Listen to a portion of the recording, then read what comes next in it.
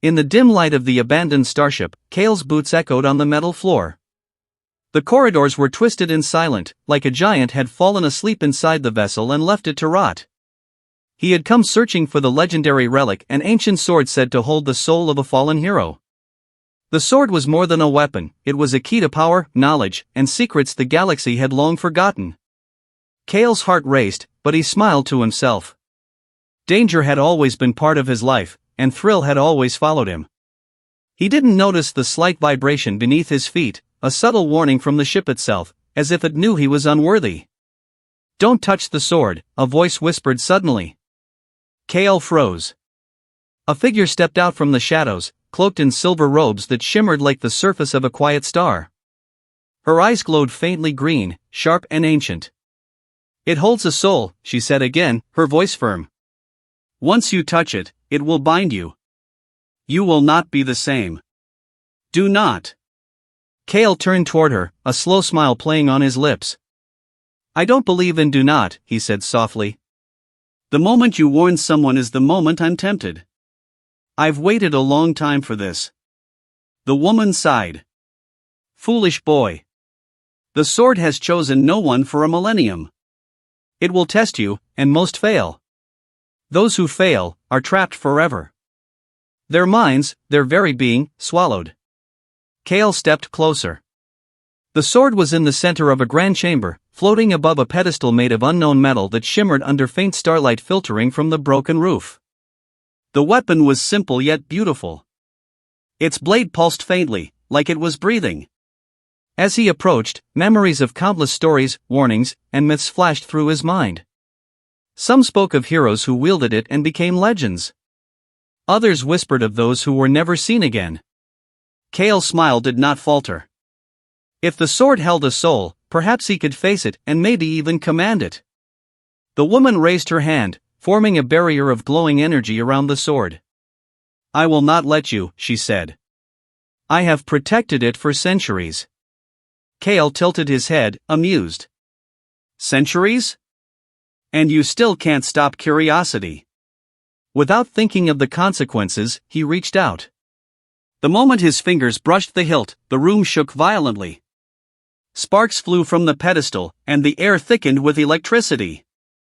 The sword pulsed faster, its glow intensifying. Kale's smile faded slightly, not from fear, but from the overwhelming presence he suddenly felt. It was alive. A voice thundered inside his mind, deep and echoing, "Who dares awaken me?" Kale staggered backward but steadied himself. He laughed nervously. "I am Kale, and I choose to stand." The woman screamed, a sound that echoed like a cry across galaxies. "It's testing you. If you fail." But Kale ignored her. The sword floated higher, circling him, scanning his every thought. Memories of every mistake, fear, and desire were laid bare before it. He felt the weight of 1,000 souls pressing on him. Some whispered in anguish, some laughed in amusement. And yet, Kale held his ground. "I am not afraid," he said aloud.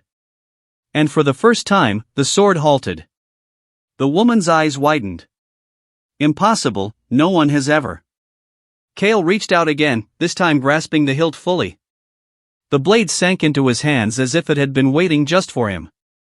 Energy shot through his veins, hot and cold at once. He felt every life it had ever touched, every battle fought, every loss, every triumph. For a moment, he feared he would lose himself entirely. But then, a strange calm overtook him. The voices did not shout, they whispered in harmony, teaching, guiding, urging him. Kale realized something extraordinary: the sword did not consume him, it merged with him. The soul inside was not a prisoner. It was a partner. The chamber stilled. The woman dropped to her knees, her hands trembling. "I've protected it for centuries, and yet you've done what no one could." Kale looked down at the blade, feeling its weight in a way that was both real and spiritual. "It didn't fight me. It chose me," he said quietly. The woman shook her head. "The sword never chooses. It waits for one worthy, and even then, few survive the bond." Kale nodded. "I don't just survive.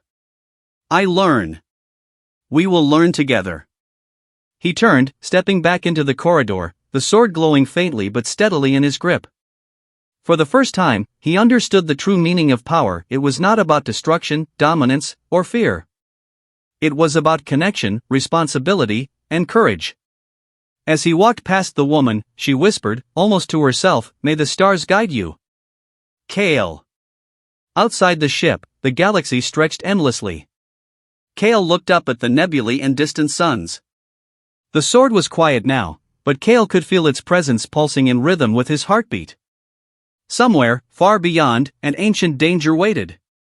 And Kale, with the soul of a hero now at his side, was ready. He smiled, not because he was fearless, but because he had defied warnings, faced the impossible, and had won not by fighting, but by embracing the unknown. The adventure was only beginning.